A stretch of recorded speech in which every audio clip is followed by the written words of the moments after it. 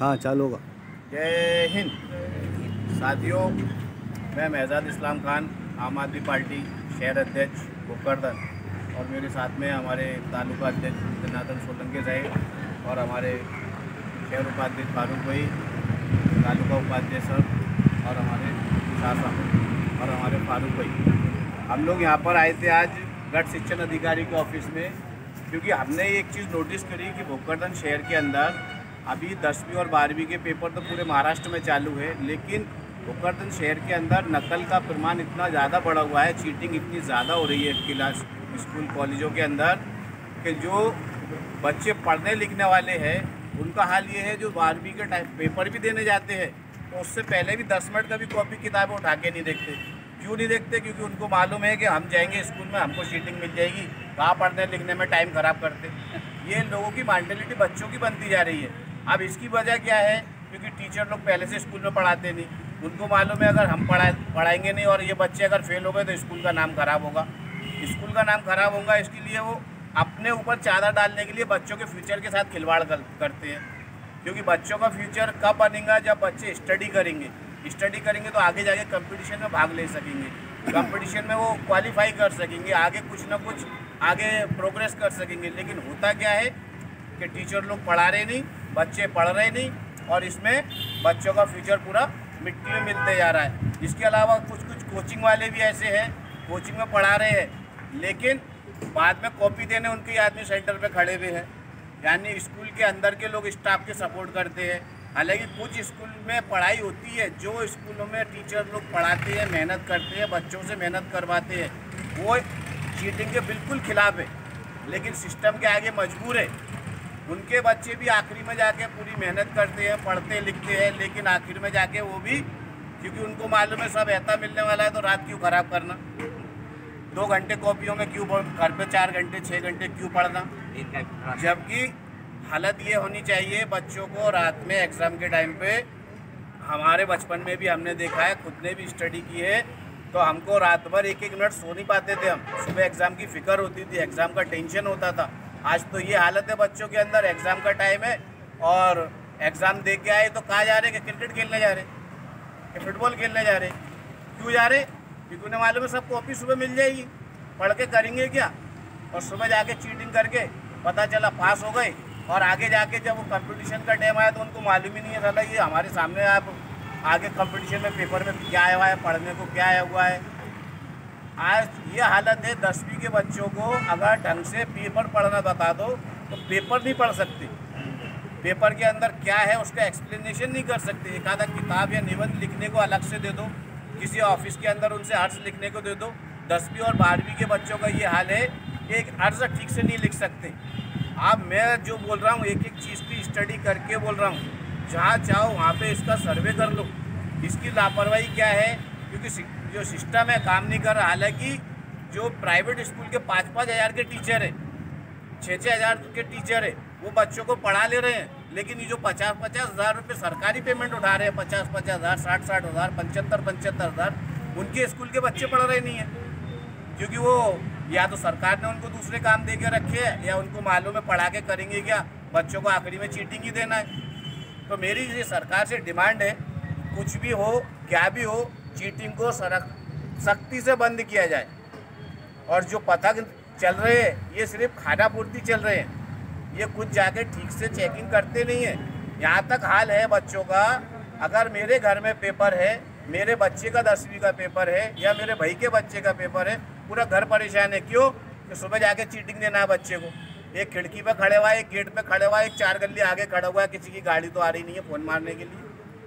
एक बच्चा पेपर दे रहा, पूरा परिवार परेशान है। अगर वो बच्चा पढ़ लेगा तो पूरा परिवार क्यों परेशान होगा? पढ़ा रहे कौन नहीं है? टीचर लोग पढ़ा रहे नहीं है।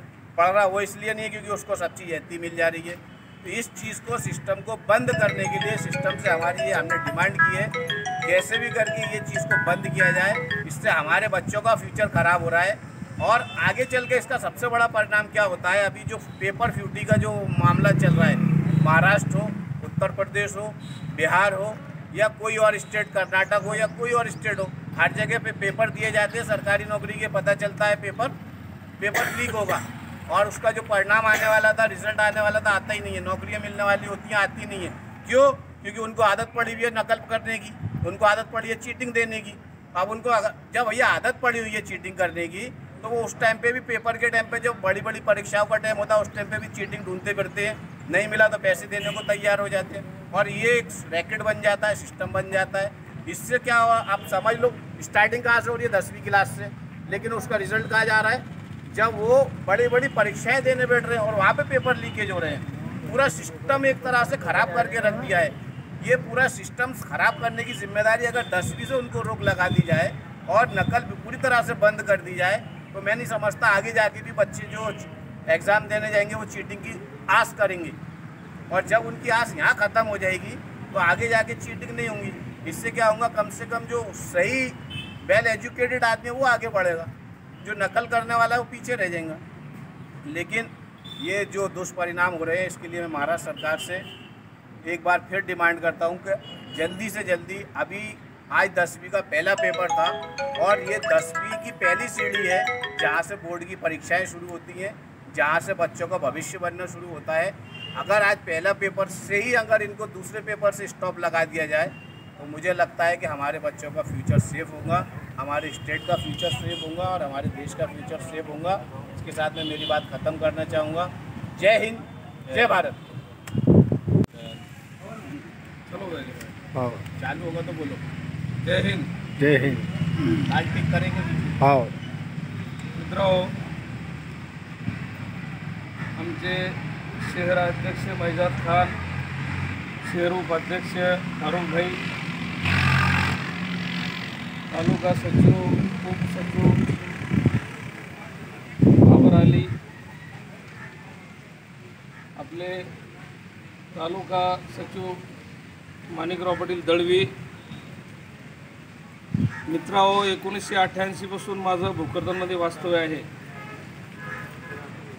आणि ह्या भोकरदनमध्ये सर्वसामान्य जनता हैराण आहे आणि सर्वसामान्याचे मुलं प्रत्येक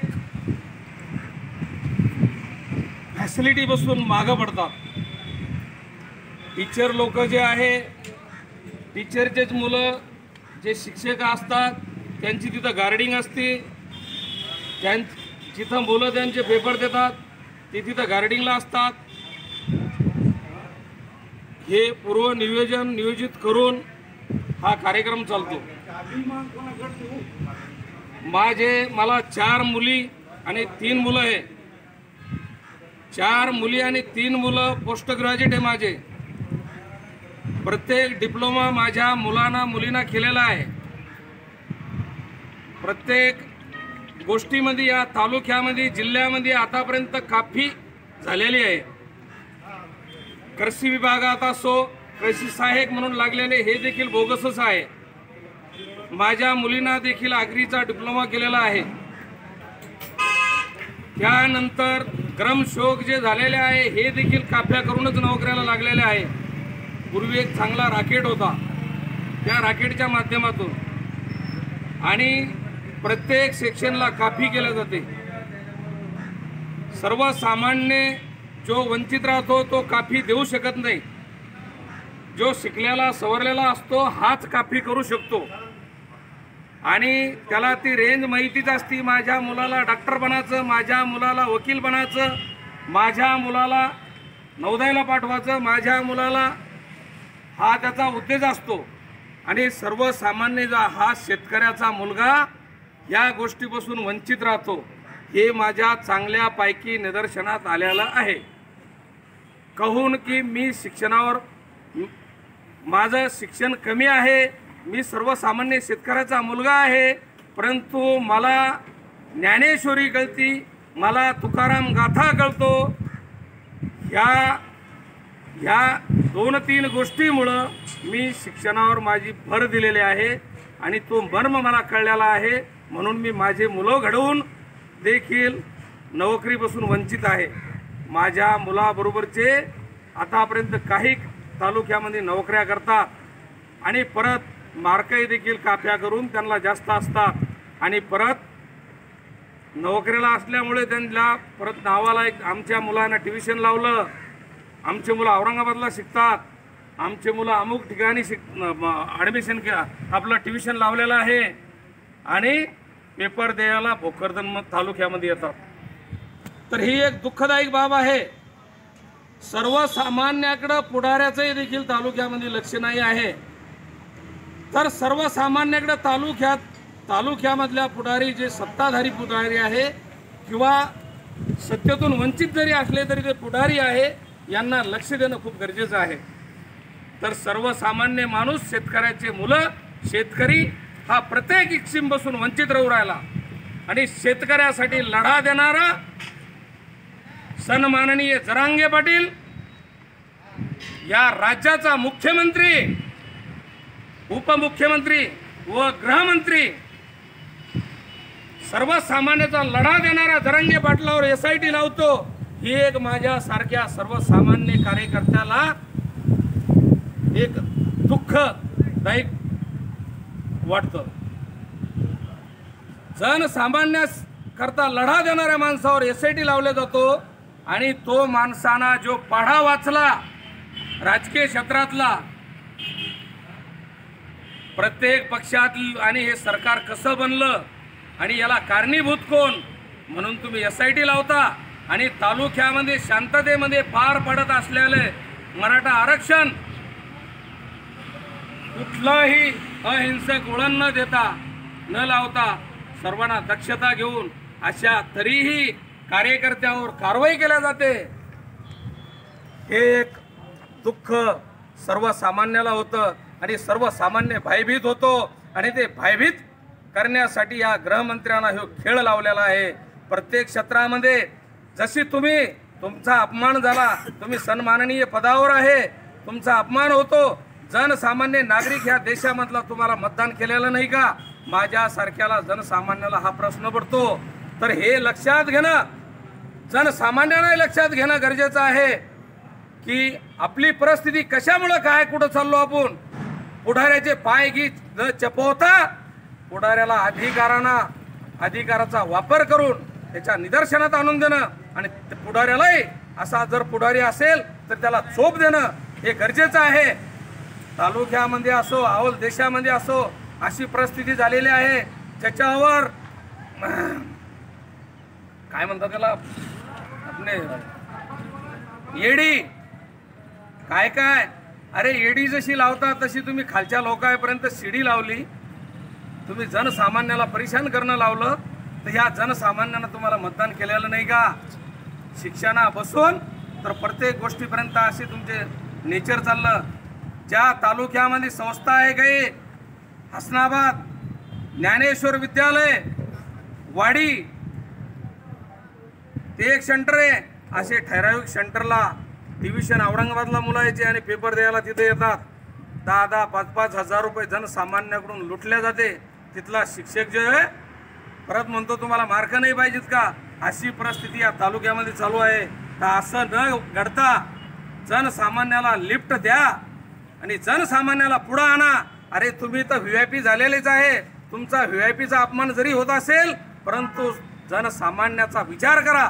तालुक्यामध्ये शेतकऱ्याचा, सर्वसामान्य जमिनीवर चालणाऱ्या नागरिकाचा हा विचार झाला पाहिजे. हा आम आदमी तालुका अध्यक्ष या नात्यानं बोलतो आणि थांबतो. जय हिंद, जय महाराष्ट्र. जय महाराष्ट्र. क्या बात.